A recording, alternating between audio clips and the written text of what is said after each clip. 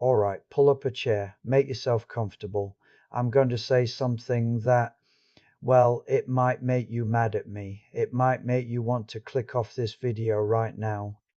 But I need you to stay with me, okay? Just give me a few minutes of your time. I'm Frank. I'm 85 years old. I've been on this earth a long time. I've got 3 kids, 7 grandkids, and a house that is a lot quieter than it used to be. I talk to people my age every single day, at the grocery store, at the park, at the coffee shop, and I see the same look in their eyes. It's a look of waiting. They're checking their phones. They're checking the volume to make sure it's turned up.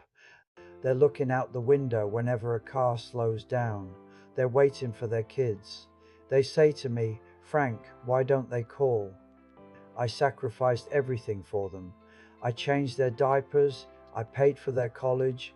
I sat up with them when they were sick. I worried about them every single night of my life. And now I'm lucky if I get a text message on Christmas. I feel like I've been discarded. And they ask me, how do I fix it? What do I say to make them care? How do I make them understand how much this hurts? And I'm going to tell you the answer. It is the hardest lesson I ever had to learn, and it took me about 20 years to learn it. You ready? Leave them alone. That's it. Stop calling, sending the guilt trips. Stop asking them when they're coming to visit. Now, I know that sounds terrible. I can hear you screaming at the screen right now. You're thinking, "Frank, are you crazy? If I stop calling, they'll forget I exist. We'll drift apart completely. I'll never see them again." No, you won't. Let me tell you what's actually happening. Here is the thing nobody tells you about parenting adult children. Relationships are like a seesaw. You remember seesaws? If you are leaning all the way forward, pushing, trying to force a connection, the other person has to lean back just to keep their balance. It's physics.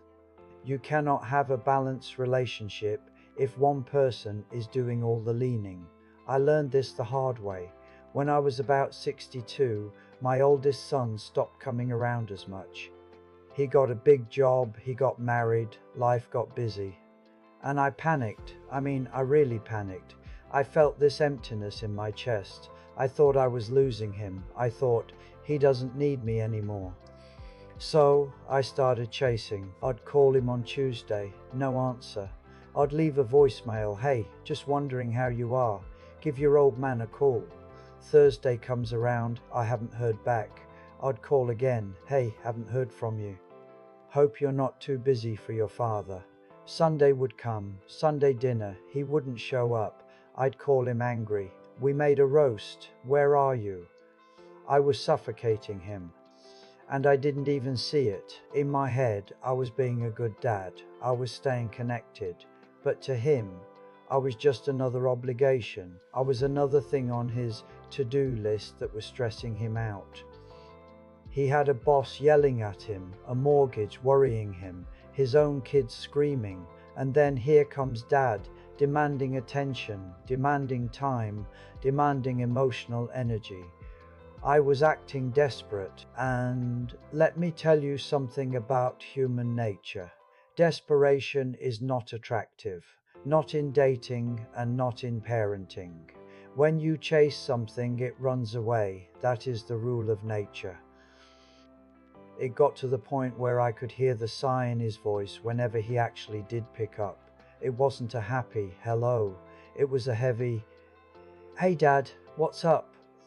It broke my heart. I sat in my kitchen and I cried. I felt like I had failed. One day my wife, God rest her soul, she was smarter than I ever was. She looked at me while I was staring at the phone and she said something I will never forget. She said, "Frank, you are begging for crumbs. Stop it. You're starving because you are waiting for someone else to feed you. Go build your own sandwich." That hit me hard. Go build your own sandwich. She meant that I was relying on my son to provide my happiness. I was making him responsible for my joy, and that is too heavy a burden to put on anyone, especially your child. So I decided to try it. It was the hardest thing I ever did. I put the phone down. I made a promise to myself, I am not going to call him until he calls me. The first week was agony. Every time the phone rang, I jumped. It was usually a telemarketer. The second week was worse. I started thinking, he really doesn't care. It's over. He's written me off. The silence in the house felt so loud. But then, somewhere around the third week, something changed. I woke up and I realized I had free time. I wasn't spending my day waiting, so I went out to the garage. I used to like woodworking 30 years ago.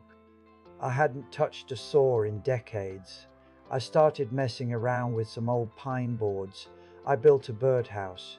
It was crooked, it was ugly, but I built it. Then I joined a walking group at the senior center. I met a guy named Bill. We started getting coffee on Tuesdays. I started filling up my own cup. I stopped waiting for my son to fill it for me. I started becoming a person again, not just a waiting father. I became frank again. And you know what happened? About 6 weeks later, the phone rang. It was him. I picked it up, and for the first time in years, I didn't feel desperate. I was actually in the middle of painting that birdhouse. He said, "Hey Dad, I haven't heard from you. Is everything okay? You hear that? Is everything okay?" Suddenly he was the one leaning forward on the seesaw. He was the one checking on me, because I gave him the space to miss me. You cannot miss someone who is standing on your toes. You cannot miss someone who is knocking on your door every 5 minutes. We talked for 20 minutes that day, and it was the best conversation we'd had in 10 years. Why? Because I had things to talk about. I told him about the birdhouse. I told him about Bill and the coffee shop. I wasn't guilt-tripping him. I wasn't asking, "Why don't you visit?" I was just sharing my life. I became interesting to him again. I wasn't a burden. I was his dad who was living a good life. And that took the pressure off him. He realized that he didn't have to save me from my loneliness. He could just talk to me. So here is my challenge to you. I know it hurts. I know you feel abandoned. But if your kids are ignoring you, give them the gift of your absence for a little while. Retire from the job of being their project manager. You are done raising them. You did your job. You did a good job. Now go do a good job of raising yourself in this final chapter. Get busy. Get happy. Go to the library. Learn to paint. Fix the garden. Call your friends.